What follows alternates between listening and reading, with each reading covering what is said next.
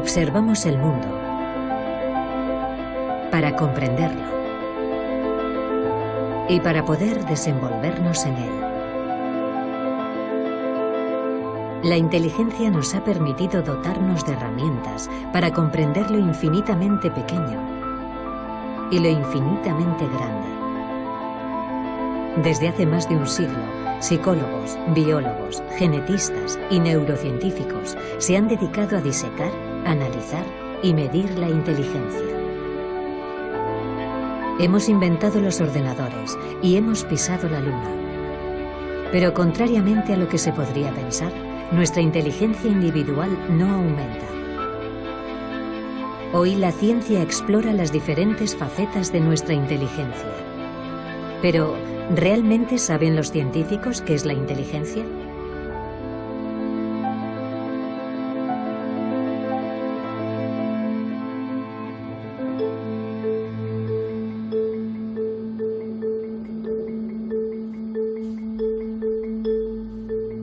La inteligencia consiste en relacionar unas cosas con otras, en ensamblar diferentes elementos para hallar una solución. Para comprenderla, hay que conseguir fraccionarla, aislar todos sus componentes. Los investigadores se han asomado así a sus diferentes facetas.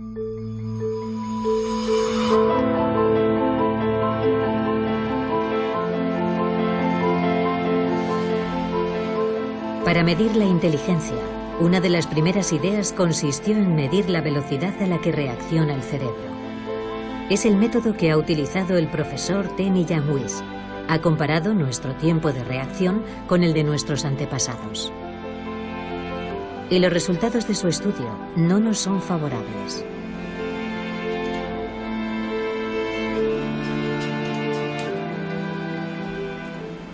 Para medir el tiempo de reacción, presenta a un sujeto una luz en una pantalla y éste ha de decir, pulsando lo más rápido posible un botón, si aparece a la derecha o a la izquierda. Por tanto, no es un reflejo, sino una información sencilla que tiene que procesar nuestro cerebro. Los estudios sobre el tiempo de reacción son muy antiguos.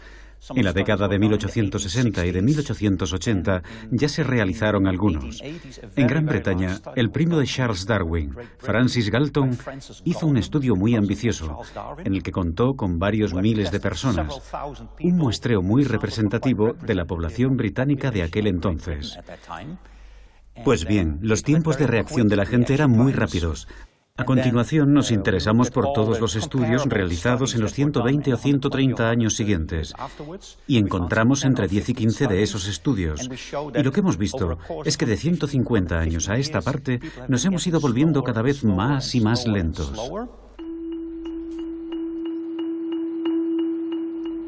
Para el profesor Tenny Younghuis, inteligencia es igual a velocidad. Y nuestro cerebro tardaría, de media, unos 50 milisegundos más que el de nuestros bisabuelos en tratar una información sencilla. 50 milisegundos de más puede parecer una diferencia ridícula, pero hay que tener en cuenta que cada día tenemos que tomar miles y miles y miles de decisiones. Y si somos un poco más lentos en cada decisión que tomamos, el efecto acumulativo es enorme.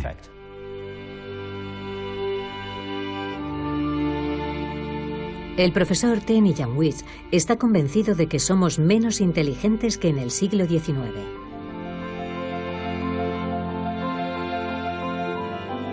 Una prueba de ello, según él, es que ese periodo estuvo marcado por una explosión de creatividad, de innovaciones e ideas.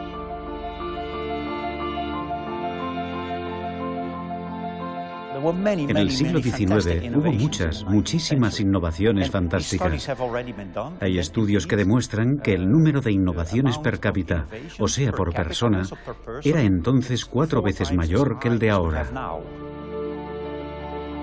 El profesor Tenny Younghuis considera que nuestra inteligencia se ha ido deteriorando. Lleva por lo menos 150 años en declive. Pero ya en el siglo XIX, Sir Francis Galton pensaba que los ingleses eran mucho menos inteligentes que los antiguos griegos, que no carecían de mentes privilegiadas. ¿Y qué decir de los predecesores de los griegos, los hombres prehistóricos? Pues bien, es sumamente difícil medir su inteligencia.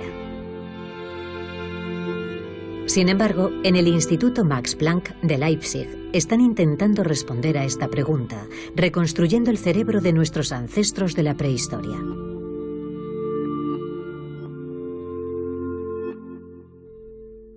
La paleoneurología es una ciencia de lo más frustrante, porque su objeto de estudio es prácticamente inexistente.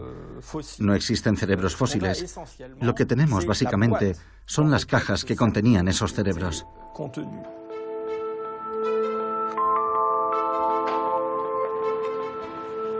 Comparando nuestro cerebro con el de los hombres prehistóricos, los científicos se han dado cuenta de que hay diferencias. Diferencias en cuanto a la forma, pero también en cuanto al tamaño. Algunos hombres prehistóricos tenían un cerebro más grande que el nuestro. Sabiendo que todo lo que somos, todo lo que pensamos, todos nuestros recuerdos, nuestra personalidad o nuestro lenguaje depende esencialmente de este órgano, cabe preguntarse si la inteligencia está directamente vinculada con el tamaño del cerebro. Sería ingenuo pensar que no hay ningún vínculo entre el tamaño del cerebro y la complejidad de los comportamientos, es decir, la inteligencia, entre comillas. Lo vemos en el mundo animal, donde los animales más inteligentes, en particular los cetáceos, como por ejemplo ciertas especies de delfines, son animales que tienen un cerebro muy grande, con un gran número de neuronas. Es decir, que vemos en ellos algo que nos recuerda a los grandes primates y al hombre. La evolución ha hecho aumentar el tamaño de nuestro cerebro durante 2 millones de años, alcanzando su tamaño máximo hace 15.000 años. El hombre de Cro-Magnon, que hace unos 17.000 años pintó las paredes de la cueva de Lascaux, era un Homo sapiens, como nosotros. Pero de todos los Homo sapiens, es el que estaba dotado del cerebro más grande. El tamaño de nuestro cerebro ha menguado con respecto al de nuestros antepasados. Y según algunos investigadores, somos menos inteligentes que él. Pero esta teoría está lejos de generar consenso. No creo que la inteligencia sea algo que se puede medir con una regla y decir, este es igual de inteligente, o más inteligente, o menos inteligente que ese. El hombre de Cro-Magnon era inteligente, pero inteligente para el mundo en el que vivía, no para trabajar en un banco, por ejemplo. Si pudiéramos viajar en el tiempo, retroceder 25.000 años, secuestrar a un Cro-Magnon y traerlo al presente, este se adaptaría al mundo en el que tendría que vivir. Históricamente habéis luchado para adaptaros. Sí, así es. Caminar erguidos, descubrir el fuego, inventar la rueda, crear los cimientos de la humanidad. Perdón por no haberlo hecho antes. ¿Qué opinas, Connie? En nuestra sociedad, el ego individual y la dinámica del grupo están en conflicto. ¿Algo que decir? Tengo algo que decir. ¿Esto qué? ¿Más inteligente? ¿Menos inteligente? En cuanto tratamos de medir la inteligencia, todo se complica. Y sin embargo, no paramos de evaluarla. En las universidades de todo el mundo se enseña qué es la inteligencia, y todos y cada uno de nosotros, sin ser especialistas, la medimos todos los días. Todos medimos la inteligencia de los demás. Si conocemos a alguien, después de la atracción física, nos fijamos en su inteligencia. Podemos detectar su grado de inteligencia hablando y fijándonos en su agilidad mental. Por ejemplo, si hablamos de un concepto difícil o algo que esa persona desconoce, ¿lo entiende? Medir la inteligencia analizando las respuestas. Evaluando la conveniencia de las acciones. Comparando a los individuos. Un método que ha dado origen a la única herramienta de la que disponemos para evaluar la inteligencia, el coeficiente intelectual o CI, inventado por Alfred Binet a principios del siglo XX. Alfred Binet era muy crítico con los alienistas. los psiquiatras de aquel entonces, que efectuaban sus diagnósticos de retraso intelectual en base a ciertas categorías. Estaban los idiotas, que eran los casos de retraso más profundos, luego estaban los imbéciles y, por último, los débiles mentales. A Binet esos criterios le parecían muy discutibles, muy vagos, ya que variaban de un psiquiatra a otro. Él pensaba que era necesario tener unos criterios objetivos, desarrollar una especie de herramienta de evaluación basada en criterios científicos. En el año 1905, el Ministerio de Educación Nacional pide a Alfred Binet que encuentre un medio de detectar a los niños con dificultades escolares. No tenía una teoría sobre la inteligencia, pero observando a sus hijas, imaginó que se podría evaluar en base a la capacidad de razonamiento, de comprensión y de memoria. Lo que hizo fue tratar de buscar los problemas que pudieran ser característicos para cada edad. Por ejemplo, enseñaba una imagen a los niños y les preguntaba qué representaba. Y se dio cuenta de que los niños de 3 años enumeraban lo que veían en la imagen. Hay un señor, una señora, un banco y un árbol. Con 7 u 8 años describían la imagen. Hay un señor y una señora que están sentados en un banco. Y hacia los 12 empezaban a interpretarla. No están felices, el señor está enfermo, ese tipo de cosas. Y así, Binet desarrolla junto a Théodore Simon el primer test de inteligencia. Ha nacido el coeficiente intelectual clásico o por edad mental. Expresa la relación entre la edad mental, que se basa en los resultados del test, y la edad real de la persona. Esa cifra se multiplica por 100 para obtener el coeficiente intelectual. Si un niño de 10 años supera las pruebas de un niño de 12, estará adelantado a su edad y tendrá un coeficiente intelectual de 120. La idea consistía en comparar los resultados de cada individuo con aquellos que se pueden comparar, es decir, los que están en la misma categoría de edad y son de la misma cultura, etc. Obviamente se observan variaciones en los resultados de los sujetos de una misma edad. El coeficiente intelectual no es más que la posición de un individuo con respecto al rendimiento intelectual de otros que son como él, es decir, de su misma edad. Concedemos al coeficiente intelectual un poder desmedido, ya que pretende evaluar esa cualidad tan particular que es la inteligencia. Es difícil resistirse a la tentación de medirse, de compararse con los demás. Es un poco catastrófico eso que vemos hoy en Internet, con todas esas páginas que te permiten calcular cuál es tu coeficiente intelectual. Creo que la gente que lo hace puede acabar interpretando la cifra que obtengan, por ejemplo, si no es muy buena, concluyendo que no es inteligente. Es totalmente absurdo, un desastre. Es ridículo pensar que una cifra pueda definir a una persona. Un verdadero test de coeficiente intelectual lo hace un psicólogo homologado, ya que hay que saberlo interpretar en relación con el pasado de un individuo, su presente y su personalidad. Con el coeficiente intelectual podemos evaluar la inteligencia, comparar a los individuos.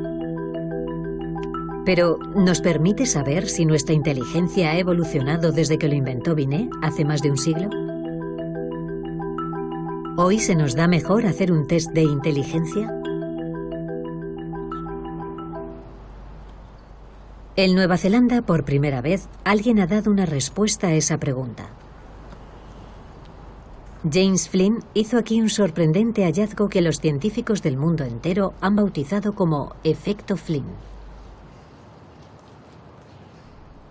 El efecto Flynn es el descubrimiento de que todas las naciones que han ingresado en la era industrial han conocido una mejora considerable en los test de inteligencia.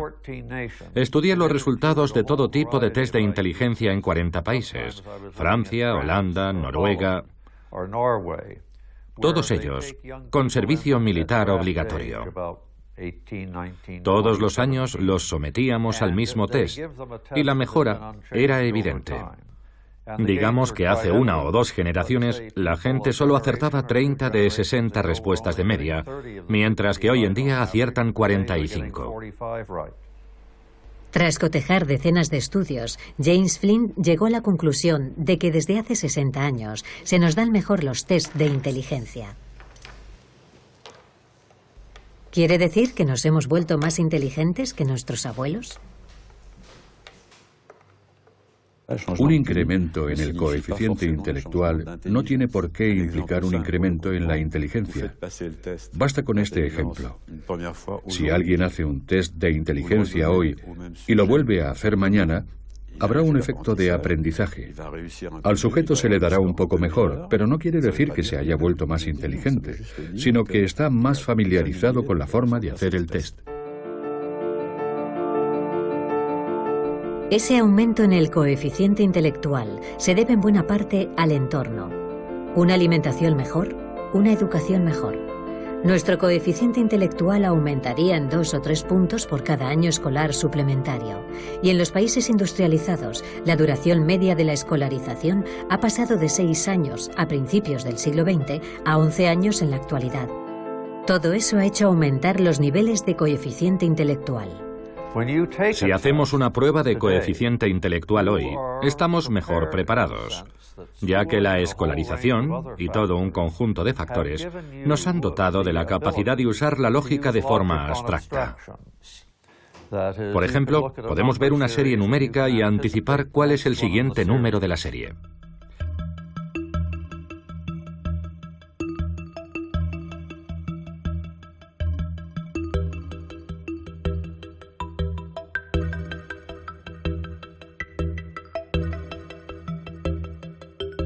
En el terreno de la inteligencia, no hay que fiarse de las apariencias. Una puntuación más alta en un test de coeficiente intelectual no quiere decir que seamos más inteligentes, solo que estamos mejor preparados para hacer las pruebas de coeficiente intelectual. Nuestra inteligencia es como un músculo que hemos entrenado para exprimir todo su potencial. Pero de tanto entrenarnos, puede que hayamos alcanzado nuestro límite. Las cifras demuestran que después de aumentar durante años, los resultados en los test de coeficiente intelectual han tocado techo. En algunos países incluso están disminuyendo, como en Inglaterra, Dinamarca o Noruega. He descrito ese aumento del coeficiente intelectual como un fenómeno que dura un siglo. Al cabo de ese plazo, todos los países acaban tocando techo.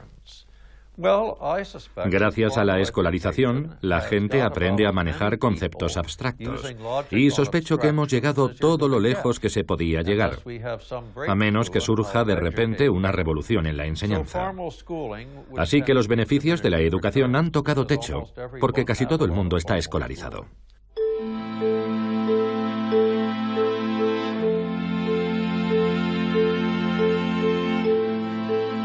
Un coeficiente intelectual estancado, cerebros más lentos, más pequeños. ¿En qué punto está nuestra inteligencia? Las primeras herramientas que permitieron evaluar la inteligencia fueron inventadas hace más de un siglo. Hoy nos seguimos inspirando en las teorías ideadas por Sir Francis Galton y Alfred Binet. Pero podemos ir aún más lejos. En lugar de medir el producto de la inteligencia, nos podemos interesar por el órgano que produce la inteligencia.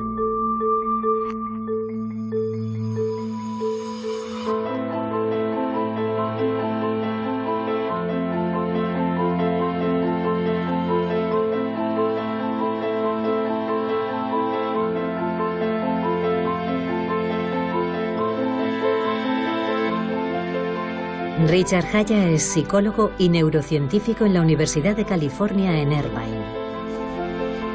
Lleva más de 30 años tratando de averiguar qué aspecto tiene un cerebro inteligente.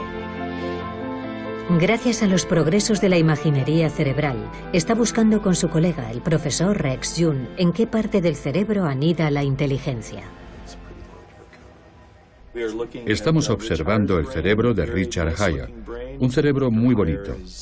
El Dr. Haya es un individuo muy brillante y muy inteligente. Aquí estamos viendo todas las regiones del cerebro en las que reside la inteligencia.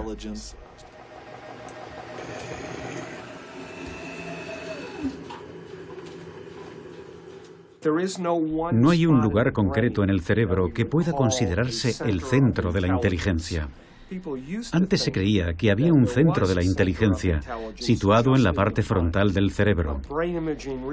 Sin embargo, los estudios de imaginería cerebral han demostrado que cuando la gente hace un test de inteligencia dentro de un escáner, hay una interacción muy importante entre distintas partes del cerebro. El profesor Haya fue uno de los pioneros en el empleo de técnicas modernas de neuroimaginería. Su primer estudio se remonta a 1988. En aquel entonces no se habían usado nunca estas herramientas en los estudios sobre la inteligencia. Encontramos zonas del cerebro que se activaban cuando la gente hacía un test de inteligencia. Pero lo más impactante, lo más sorprendente, fue lo siguiente. Cuantas más zonas activas había, peor les salían los test. Era justo lo contrario de lo que esperábamos. Siempre es muy interesante cuando aparece un resultado que es justo el contrario del esperado.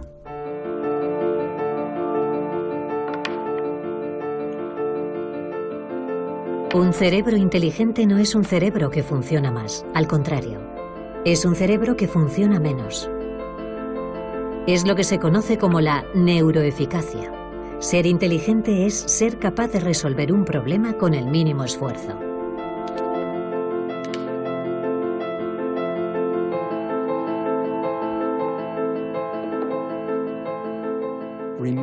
Pensemos en la primera vez que condujimos un coche, el primer día en un parking vacío, con alguien sentado a nuestro lado. Cada vez que girábamos el volante, teníamos que pensar conscientemente, ahora tengo que frenar. Y sin embargo, luego somos capaces de conducir en medio del tráfico en una ciudad que no conocemos y a la vez mantener una conversación con alguien.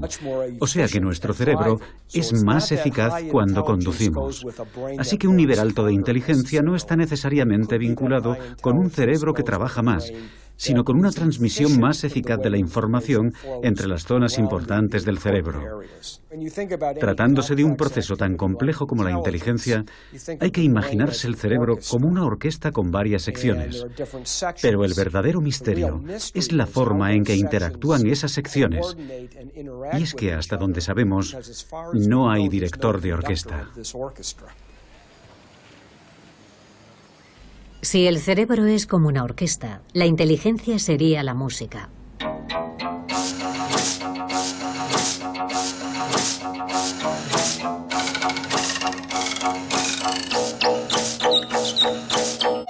Estamos empezando a descifrar la partitura, pero todavía no sabemos cómo hacen los músicos para tocar juntos.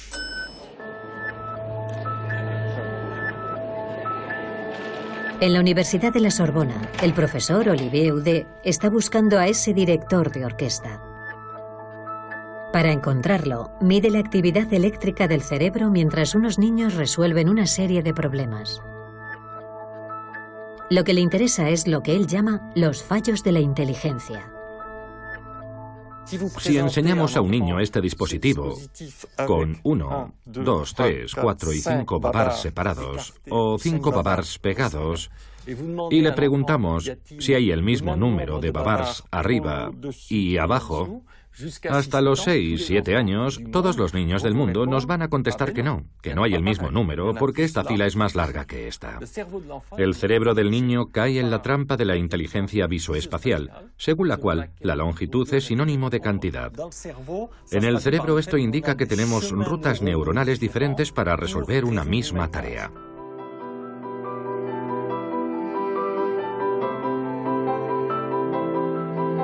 Contar o medir. Siempre hay varias soluciones para cada problema. y nuestro cerebro está luchando sin cesar para inhibir las malas estrategias. Hemos descubierto el que quizás sea el hallazgo más original de nuestro laboratorio, y es que la inhibición es el proceso clave y positivo de la inteligencia, porque nos permite resistir a nuestros propios reflejos. Resistir es aprender a controlar las interferencias que ofuscan nuestra inteligencia. El test de Stroop es uno de los métodos que permite ver esas interferencias. Consiste en dar el color de una palabra, pero cuidado, sin leerla. Azul. Amarillo. Rojo, amarillo, esto... verde... ¿Rojo, verde? ¿Verde? ¿Rojo? Verde. Amarillo. ¿Amarillo? ¿Rojo? Amarillo. Rojo. ¿Amarillo? ¿Rojo? ¿Amarillo? ¿Amarillo? Rojo. Verde. ¿Rojo? ¿Amarillo? ¿Azul?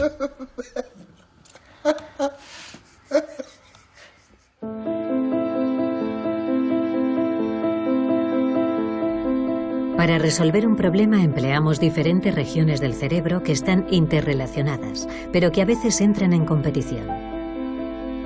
Pero, ¿cómo se comunican entre ellas esas diferentes zonas? Es lo que estudia el profesor Douglas Fields del Instituto Nacional de la Salud de Washington. El cerebro consta de dos tipos de tejidos, la materia blanca y la materia gris. Todo el mundo ha oído hablar de la materia gris. Es donde se hallan las neuronas de la superficie del cerebro. Pero por debajo hay miles de millones de conexiones, de cables, de axones que conectan las neuronas entre sí. Se llama materia blanca porque los axones están aislados con una membrana celular llamada mielina. La mielina rodea los axones, permitiendo que la información circule de forma rápida y eficaz en el cerebro.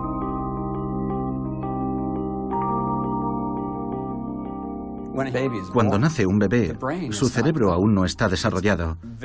Tiene una capacidad funcional mínima. Un bebé casi no puede hacer nada por sí solo. No puede alimentarse, no puede ver gran cosa, ni puede andar o mantener erguida la cabeza. Y eso se debe a que nuestro cerebro se ve moldeado por el entorno en el que nacemos. Uno de los aspectos más interesantes de la mielina es que no se forma hasta después de nuestro nacimiento. La mielina es fundamental para que la información circule de forma eficaz en el cerebro. Por tanto, es esencial para nuestra inteligencia. Pero hoy por hoy, la formación de la mielina se está viendo perturbada. Bárbara de Menex es endocrinóloga en el Museo de Historia Natural de París y ha demostrado que la inteligencia se ve amenazada por una de las grandes plagas del siglo XXI, la contaminación. Vivamos donde vivamos, actualmente estamos expuestos a centenares de sustancias químicas que pueden interferir con la hormona tiroidea, que es la hormona que produce la glándula tiroides y está situada en la base del cuello de los humanos. Y la necesitamos para el desarrollo de nuestro cerebro, desde las primeras etapas del desarrollo del feto hasta incluso mi edad, para mantener funciones mentales como la mielinización. La Autoridad Europea de Seguridad Alimentaria ha analizado 297 pesticidas. Más de un centenar de ellos perturban el funcionamiento de la hormona tiroidea, como el bisfenol A, los bifenilos policlorados, los retardantes de llama, productos químicos con los que estamos en contacto a diario. El equipo de Bárbara de Menex ha demostrado que tienen la particularidad de bloquear los receptores específicos de la hormona tiroidea en cada una de las células de nuestro cerebro, y los efectos son considerables. Tenemos pruebas contundentes. Hemos observado, me refiero a los científicos, los niveles de exposición en mujeres embarazadas. Hemos comparado diferentes niveles de exposición y los más elevados estaban asociados con una pérdida de entre 5 y 6 puntos de coeficiente intelectual en los niños. Es cierto que la mayoría no nos daríamos ni cuenta de la diferencia, pero es evidente que 5 puntos de coeficiente intelectual pueden marcar una gran diferencia en nuestro rendimiento escolar o en nuestro éxito en la vida, y el mero hecho de saberlo es muy perturbador para los padres.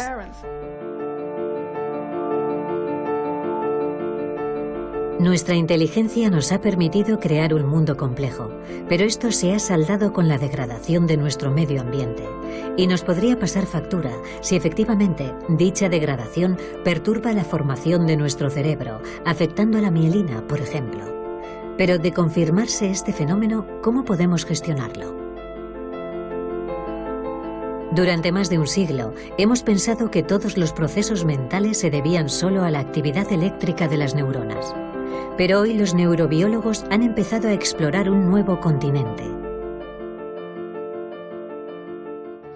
Solo un 15% de las células del cerebro son neuronas. El 85% de células restantes son diferentes.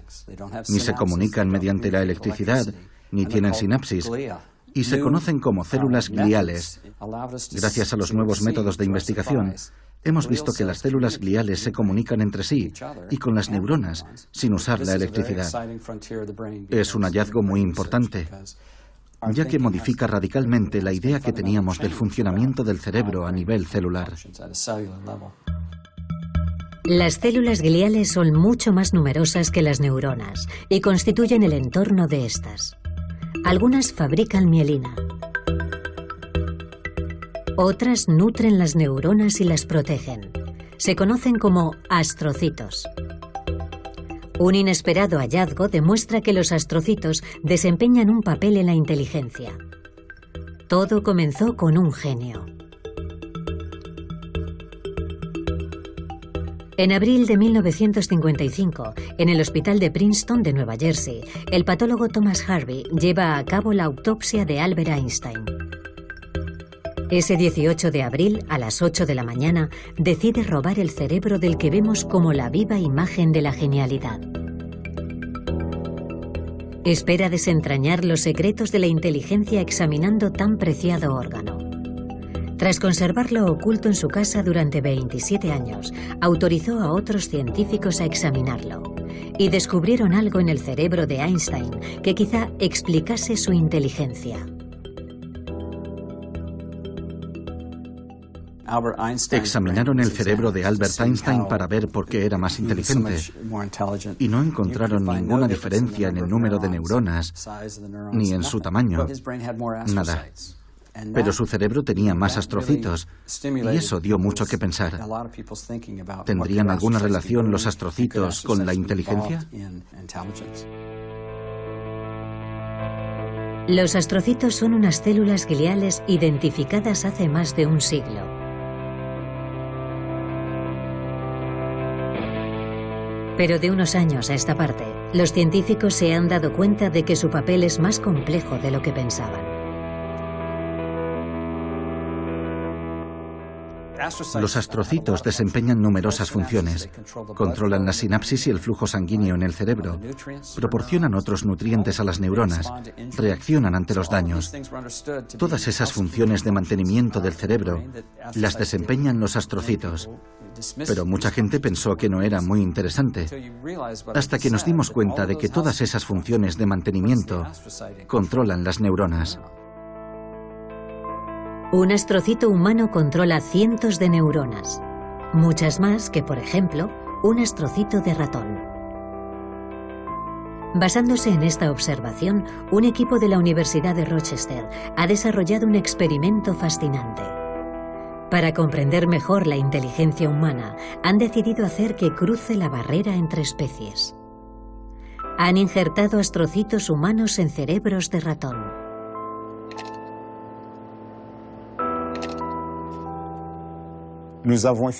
Efectuamos implantes de astrocitos humanos en un grupo de ratones y vimos que los implantes invadieron literalmente todo el cerebro. Al mes de realizar el implante, observamos que este era muy discreto. Estaba prácticamente localizado en el lugar en el que se habían implantado las células. Sin embargo, al cabo de un año, el implante se había extendido a todo el cerebro. Todas las células habían sido reemplazadas por células humanas. Nos dimos cuenta de que los ratones tenían mejor memoria y una capacidad de aprendizaje mejor que los ratones sin el injerto.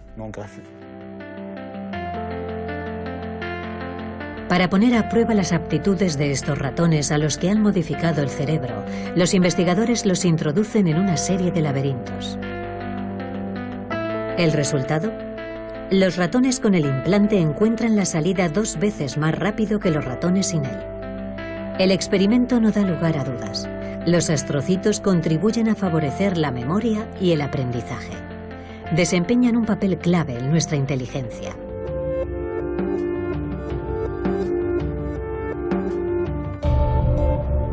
La inteligencia se refleja en el funcionamiento del cerebro. Pero, ¿cómo se explican las diferencias de inteligencia entre nuestros compañeros de trabajo, nuestros amigos, nuestros parientes?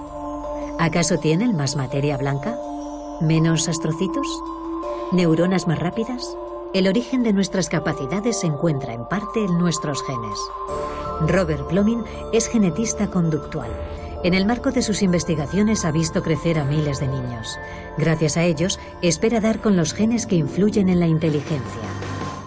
A menudo me preguntan en qué medida los genes determinan la inteligencia. Primero, querría subrayar que la palabra determinar quizás no sea la más acertada. Deberíamos hablar de influencia. Incluso en un rasgo marcadamente hereditario, como es la estatura, no se puede decir que esté determinada por los genes. Si yo soy alto, mi hijo tiene probabilidades de ser más alto que la media, pero podría ser bajo si no se alimenta bien o sufre enfermedades a una edad temprana. No se puede hablar de determinación, sino de influencia. Es decir, los genes nos dan un potencial, pero es el entorno el que determina cómo acabamos siendo. Para entender las complejas relaciones entre genes e inteligencia, Robert Plomin ha realizado pruebas de inteligencia a miles de gemelos. Los gemelos monocigóticos tienen la particularidad de que son clones, es decir, comparten exactamente los mismos genes. Son idénticos en todo. Mismo pelo, mismos ojos. ¿Pero obtienen también los mismos resultados en los test de inteligencia? La respuesta es sí. Sus resultados son más parecidos que los obtenidos por hermanos normales. Es la prueba de que, aunque no sean el único factor que determina la inteligencia, los genes desempeñan un papel crucial. A día de hoy, la mayor parte de los países del mundo, más de 100, dispone de un registro de gemelos, ya que hemos reconocido la importancia del estudio de los gemelos para medir la influencia de los genes. Así que la siguiente fase de la investigación consiste en buscar los genes responsables de la inteligencia. Para ello, Robert Plomin usa unos chips de ADN capaces de detectar más de 1 millón de marcadores genéticos. Comparando el ADN de todos los que obtuvieron un buen resultado en las pruebas, ha tratado de ver si había algún gen que apareciese más frecuentemente. Pero la identificación precisa de esos genes ha resultado ser mucho más complicada de lo que se esperaba. Hace 15 años, cuando empecé a buscar los genes de la inteligencia, ni siquiera me planteaba que pudiera ser tan difícil. Hemos identificado ya más de 300 genes que influyen en la inteligencia, y el problema es que tal vez hayamos identificado solamente un 1%.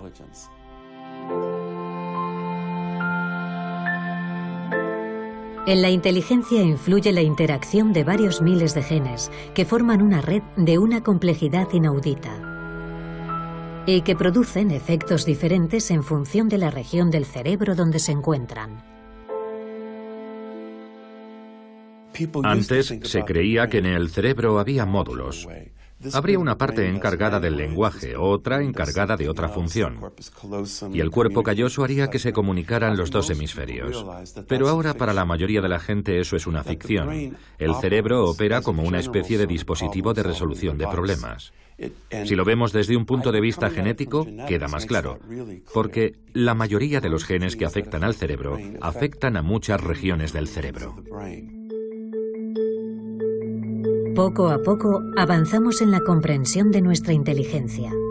Los científicos afinan sus herramientas para medirla, pero la cuestión que se plantea es la del uso que les daremos.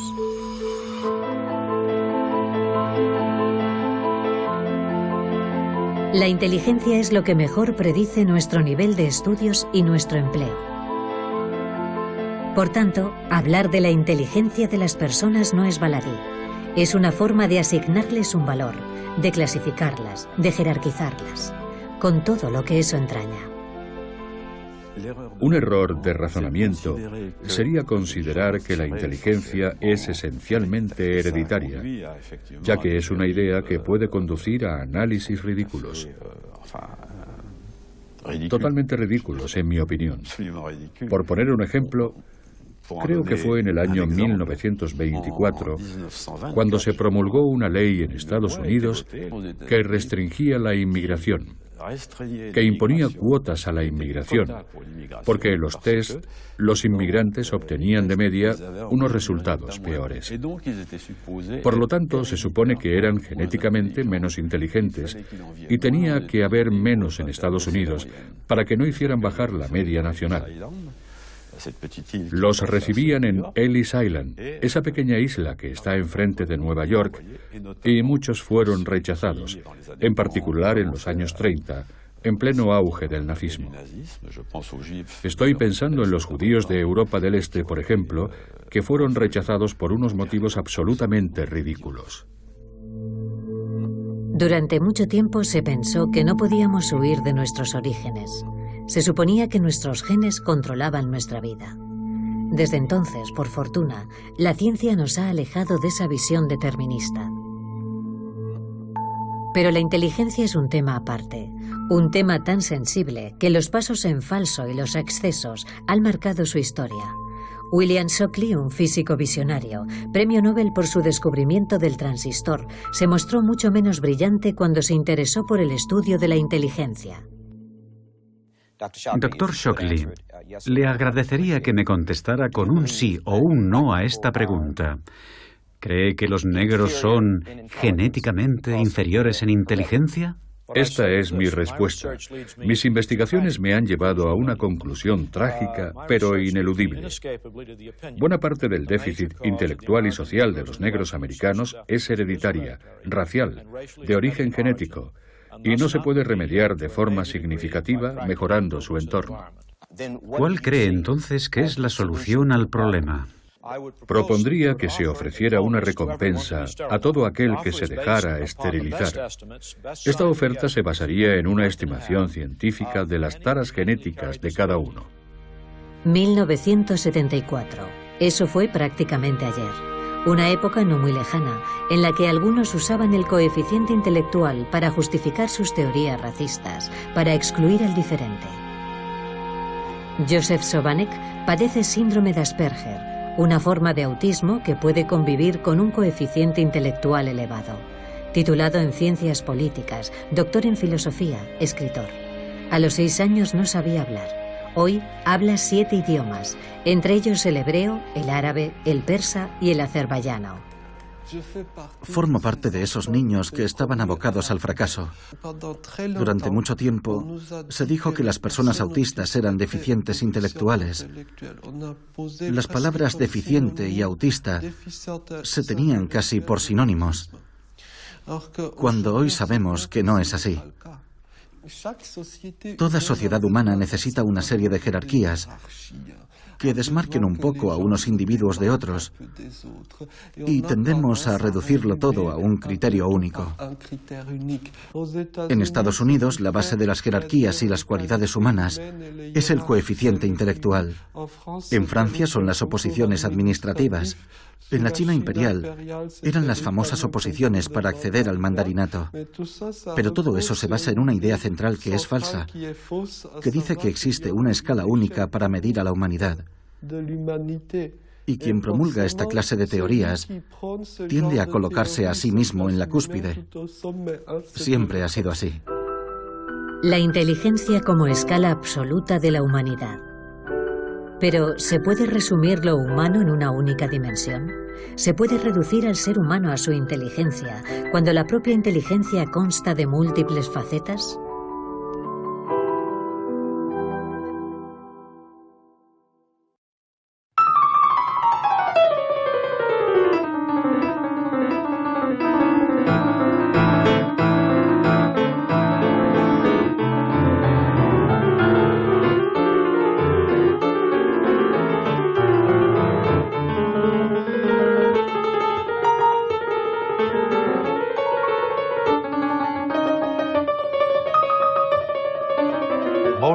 Se dice que Mozart era capaz de tener presente en su cabeza una sinfonía entera. Cuando los demás pensamos en una sinfonía, tenemos que pensar en su desarrollo en el tiempo, mientras que él tenía una especie de conciencia simultánea de su unidad. Esto puede apuntar a un tipo de complejidad mental comparable con la de los matemáticos, que son capaces de tener en mente a la vez 7 u 8 fórmulas y de ver la conexión que hay entre ellas. Así que se podría plantear la pregunta de si la inteligencia musical es una forma de inteligencia. Pero lo cierto es que existe y que quienes la poseen no tienen necesariamente un coeficiente intelectual elevado.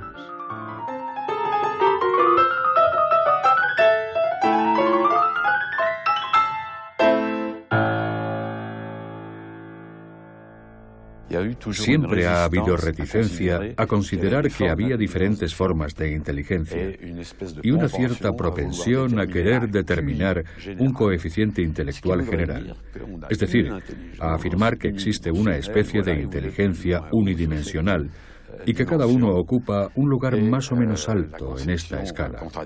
Pero hay una concepción opuesta que dice que hay varios tipos de inteligencia y cada uno puede ocupar un lugar muy alto en alguno de sus aspectos y un lugar muy bajo en otro. El debate es tan antiguo como los primeros estudios sobre la inteligencia. Y es que los científicos se han dado cuenta de que sea cual sea el método empleado, no lograban evaluar la inteligencia con un único baremo.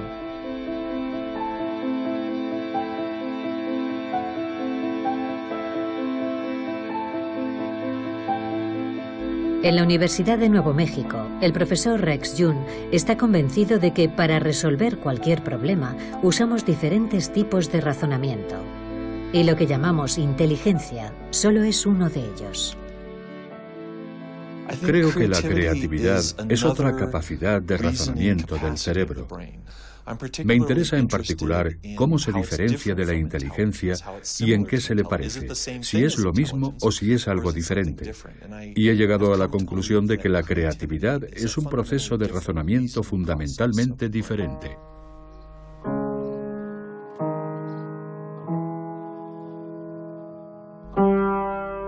Descifrar una partitura supone usar los conocimientos de forma creativa.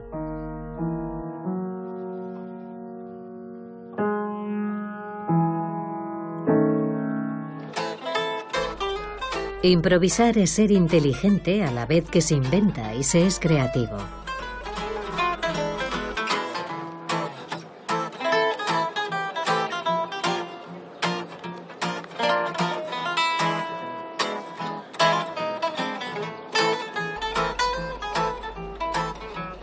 Un músico puede ser a la vez inteligente y creativo. Un sujeto de estudio ideal.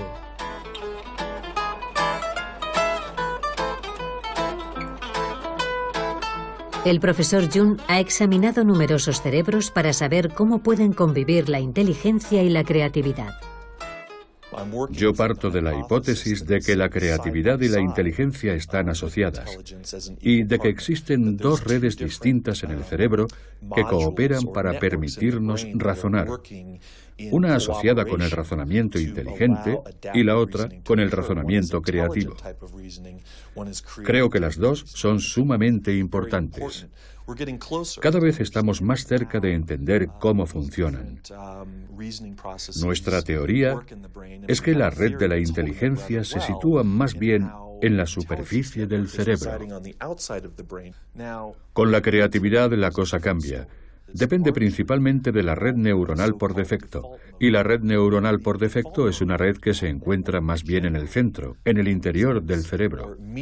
Y esas dos redes se intercambian información permanentemente, y eso nos permite resolver los problemas que nos plantea el mundo que nos rodea.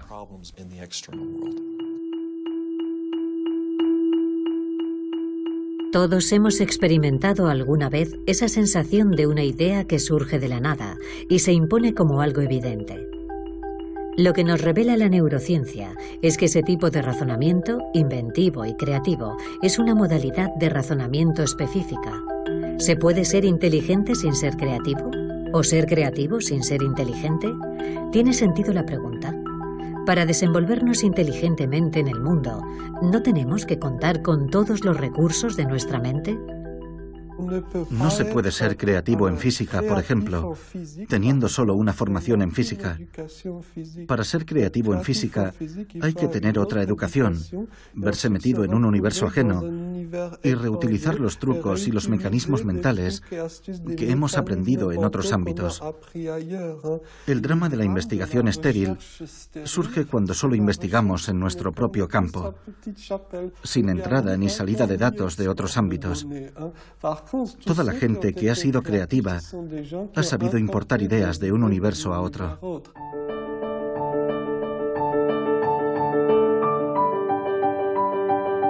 La ciencia está tejiendo los vínculos, dibujando el cuadro.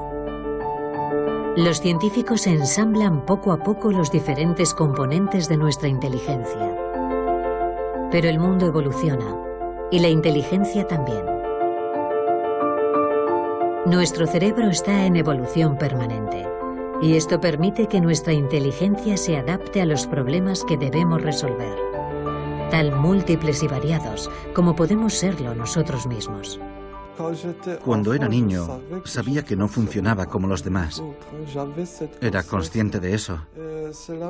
Y eso me dio que pensar, y me llevó a imaginar un mundo plural. A imaginar un mundo donde no haya un solo eje, ya sea de clasificación o de valorización, sino un sinfín de ejes. ¿Acaso la verdadera inteligencia del mundo no consiste en saber reflexionar de forma plural, en tener en cuenta varios esquemas de comprensión del mundo, en vez de uno solo? Puede que el papel de la ciencia no sea decirnos si somos más o menos inteligentes que nuestros vecinos o nuestros antepasados, sino ayudarnos a comprender cómo funciona nuestro cerebro.